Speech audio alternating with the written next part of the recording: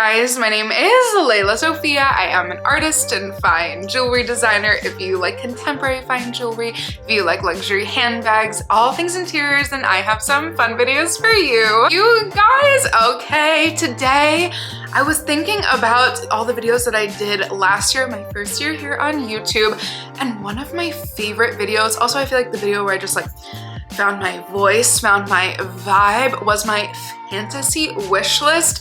I might have a couple more things, a couple more, you know, maybe I've curated it a little bit more, but it's still just as fantastical. So here we go with my absolutely ridiculous, totally not realistic fantasy wish list. But first and foremost, if you guys are new here, thank you so much for tuning in. I can't wait to see you in all of my future videos. Make sure that you like this video, subscribe to my channel, follow me on Instagram at lelasophia jewelry. I put out videos every Wednesday, Friday, and Sunday, and so I cannot wait to see you guys in the next one. Okay, so you guys, again, it really was, I think I had so much fun doing my fantasy wish list last year that I was like, I should really bring that back. There might be a few more things that I need to add, and I just have to start out with like the one that's been on my mind so much. And there actually is a little surprise that I'm gonna share that might be a piece that's a little bit more realistic, but still, it still is a pretty, you know, up there. From probably who is now like my top at least 2-3 favorite jewelry designers, Darius Jewels. You don't even, if you've been following me for however long, not even that long, you already know that they, the team, Daria and Ariel, they are the most incredible, impeccable fine jewelry designers. I feel like I was late to the game. I only discovered their line about a year ago, and I'm head over heels. I've completely dived in. I don't miss a post. I really think that they're just like such incredible designers who have created this beautiful, beautiful line. And spoiler alert, they will absolutely be in my favorites video of contemporary fine jewelry designers, a little series that I'm doing that's many, many parts. And there's a piece that I just have not been able to get out of my mind. I just haven't been able to get it out of my mind. The large scorpion ring. I know. Can we even handle this? Can we even handle this? I don't even know.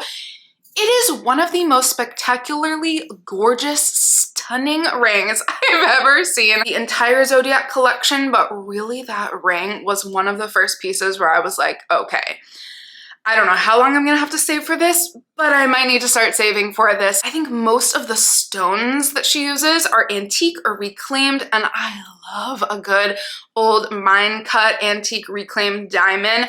And the Scorpio ring is glittered with that. Like, can we imagine it? I think with my own personal stack, my lelasophia jewelry stack, I think it would look absolutely stunning. Again, spoiler alert, I do have a 22 karat, oh my god, I'm giving it away. I have a 22 karat ring that I'm making for the first time that is going to debut here at some point soon. And they would match really nicely with the 22 karat ring that I'm totally spoiling for everybody from my own line. And then just when you think the magic couldn't get any more magical, and you know, I'm just going in very me language today. It doesn't have to be perfectly grammatically correct. But just when I thought I couldn't fall in love anymore, they made a mini, it's not even mini because it still is like a normal, gigantic, beautiful size ring, but they made a small version of it. And I said, okay, is this feasible? Can I do this? Maybe not. Hence why it is on this wish list. But honestly, if I did have to choose that big old gigantic original size scorpion ring, I would like be honored to add that into my collection one day. And on the topic of jewelry / watches, because I just have a couple pieces. Again, I didn't know that I had the capacity to become this person. So honestly, I'm proud of myself. But if there's anything that I really like dream about or fantasize over, I want to try to challenge to make it myself for my own line, which is like honestly a dream come true. But I'm never going to be a watch designer, and I'm not even a watch person. Like, I wish I was, because I love watches on other people. It might also be an insecurity of mine because I think my arms are larger. I'm always like, watches don't look as good on me personally, just me. Not everybody has to agree, but I don't know. Maybe it's me being self-conscious. And so one day I want to become a watch person. I love probably more than anything, especially being someone who has bought and sold a lot of really beautiful, quite rare vintage timepieces in my little jewelry, fine jewelry career. As a part of it, I also dealt with a lot of watches. And the one style that I just always loved was vintage Cartier. If I'm being really honest, like Tyler the Creator, which I've talked about before, Tyler the Creator, I think has my favorite, I won't say the best, but my personal favorite watch collection, like out of anybody's I've ever seen. And it is littered with vintage, like insane, like a crash. Vintage Cartier watches, insane, like jaw drop on the floor, drooling, everything. And then about a year ago, I didn't know that Cartier vintage pieces came in like very thin models. I tried one of those on last year, and again, it was too small because of course, vintage watches, vintage everything is usually much smaller in size. It's definitely a different demographic back then, back in the days, but I tried it on, and even though it was too small, I was like, okay, so that might be like my holy grail watch. But in today's times, again, I don't even know if I could find one that fits.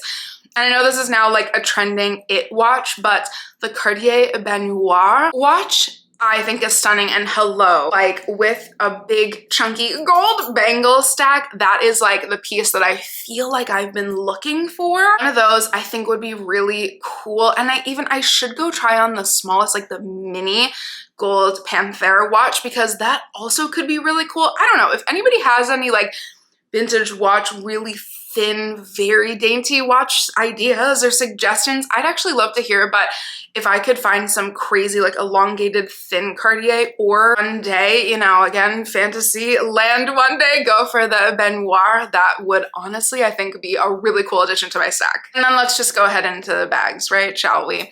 Let's just start with Hermes. Let's just start at the tippity top.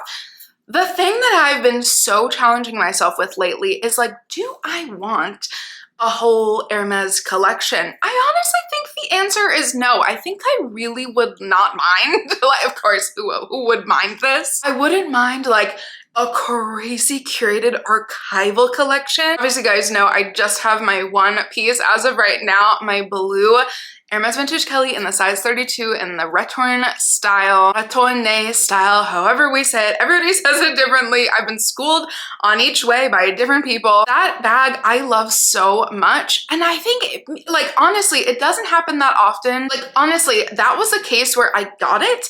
I'd obsessed about it for years. I got it and I didn't search anymore. Like I felt very full. I definitely, which we'll talk about in a second, I'm getting ahead of myself. I for sure want a Birkin 35 and maybe a Birkin 40 at some point, kind of low-key soon. Maybe in the next, like, you know, 18 months or so. But then I was like, do I even want any more Kellys? I don't know, but in fantasy land, I could definitely have some fantasy picks, because here's the thing.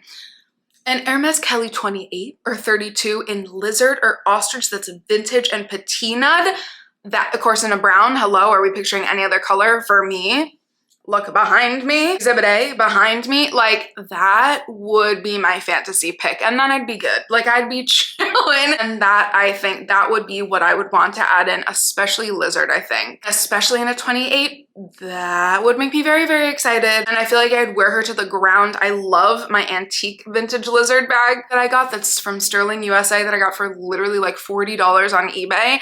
Vintage lizard, the way it patinas, oh, it's just so me. It feels so authentic to my style. And we already know the other two bags that I'm going to say. Okay, there is an incredible collector's collection. I didn't even realize is like a massive content creator or influencer. I saw her bag collection and I said, this is the mic drop. Like, this is the craziest bag collection I've ever seen.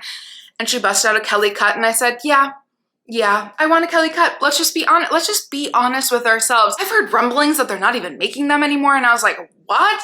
I don't even know if that's true or not, but she said that. And I was like, okay, do we have to, like, should we jump on this at some point soon? But no, it's fine.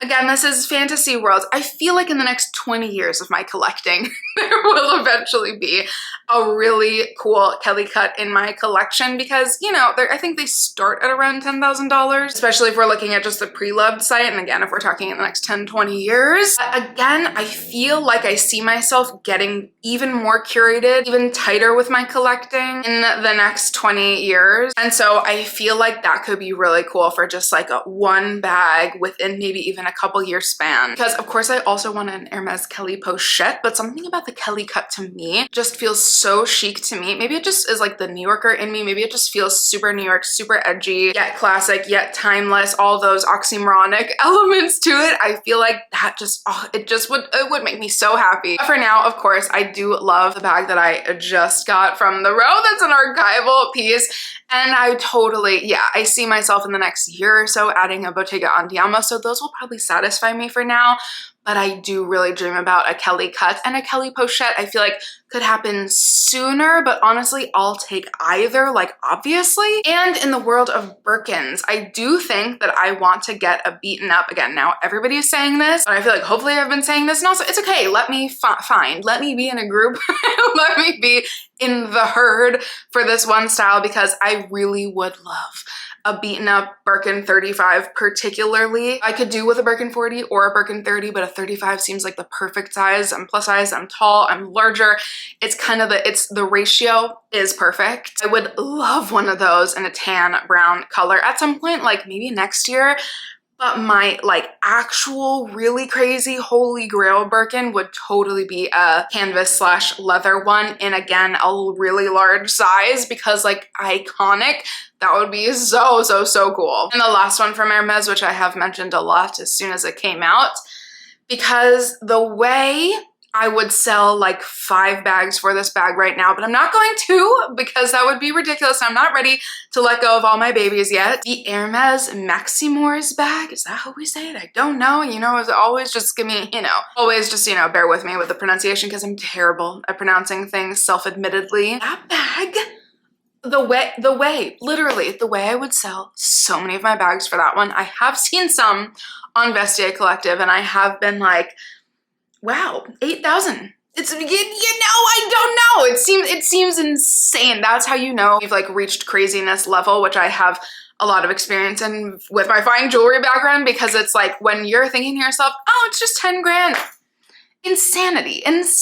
But for that beautiful of a bag, oh, like the way I would cherish, but also wear the bejesus out of the bag, it is kind of the most stunning piece like maybe I've ever seen. In Fantasyland, just call me Rosie Huntington Whiteley, okay? I want an alligator Sophia bag from the row. Yeah. I would like an alligator anything from the row, but particularly is it alligator or crocodile? Somebody correct me. I don't know which one is which. I mean, I know animal-wise, I don't know which one designers use necessarily, but I know, disregard me if you don't support exotic skins, but I just think it would be, like, I can't imagine an exotic of that level from the row, because the quality would probably just blow my literal mind, because with their smallest, most beautiful, most like steeple heritage bags, the leather is better than anybody else's. And so could you imagine like an exotic to that level? I feel like I would faint. Oh my God, and there's one more jewelry one, which is sadly, unless I just become friends with her, which I like hope to one day, there's a ring that it's never gonna happen. It's fine, it's never gonna happen, but from Michelle Lamy, aka the Rick Owens line, designed by Michelle Lamy something. I don't know which one is which, but it's a line, I think, under Rick Owens, designed by Michelle herself. The monkey ring. I tried this on at Dover Street Market one time. I remember when this released before I saw it in person, and I literally was like, this is just pulling at all the high school edgy New Yorker Sophia vibes in me, in my soul, and I would wear that ring so proudly I love that ring so much. And it's, if you think it's a crazy price in the brass, it's even maybe bronze, which, listen, even though I know the comps on that, the pricing makes no sense. It's Michelle Lamy, so I'll give her a pass. I do not know why it is priced the way it is. I think it's like almost $13,000 for brass and maybe even silver. And then I think there's precious or semi-precious stones in it, but it's a little bit confusing price-wise, but that one I tried on, it was insane. She's done a collaboration, I think with a gallery or a collective something. in actual solid metals in gold. And I said to myself, oh my gosh, and it's like $33,000. So that will never, ever, ever be happening, but a girl can dream in fantasy world. And speak of things that will probably never be happening because again, my girl, I just love the people that I follow so much because Gabriella Karifa-Johnson, need I say more? First of all, icon, a queen, she busted out the holy grail of all Schiaparelli bags. And I said, of course she's wearing this. Of course she does, because she's a queen and she deserves everything. But the gold, like, it's not just the bijou face bag, it's the bijou face bag, the bejeweled out face bag in gold. It has like dripped down gems. Oh my gosh. I would probably never wear that. No, just kidding. It's me. I would wear that bag proudly. I'd be terrified, but I'd still wear it proudly. And she would be on the top shelf right there. That is definitely the holy grail. I'm gonna try so hard. This is not the appropriate time for me to be telling you all this, but I am going to try so hard to actually not buy anything. I did just buy a new bag, and so I will be releasing that the first week of April. But other than that one, that was kind of a surprise, but was my #1 wish list item of last year, so I had to go ahead and pull the trigger on that piece because I had to do that to myself, and I'm so glad I did so. Again, spoiler alert in this video, but when I tell you I'm gonna try so hard to restrain myself and save up the $4,000 or $5,000, which I know is ridiculous, for this, not even, like, we only got a taste of it for the fall winter 2024 Schiaparelli ready to wear collection. There's a secret pochette bag in brown. I'm gonna try my hardest for the next like 6 months to save all of my coins for that one piece. Hopefully that's not a fantasy level wishlist item. Hopefully that's actually a wishlist item, but you know, let's just go ahead and add it here anyways. And also the last one would be the medium size, because now there's gonna be a micro mini, the medium size face bag in lizard. I talked about it as soon as it also released last year. It is stunning. Again, it's like $14,000. That is not going to happen. It's kind of a burgundy brown, but I can just fantasize about that one as well. And you guys, that has been my ridiculous fantasy wish list pieces that are most likely never gonna happen. I would be blessed if I were to get one of these in my lifetime. I'm dying to hear what is on your own fantasy wish list. Please comment down below. As always, thank you guys so much for watching, and I can't wait to see you next time. Bye guys.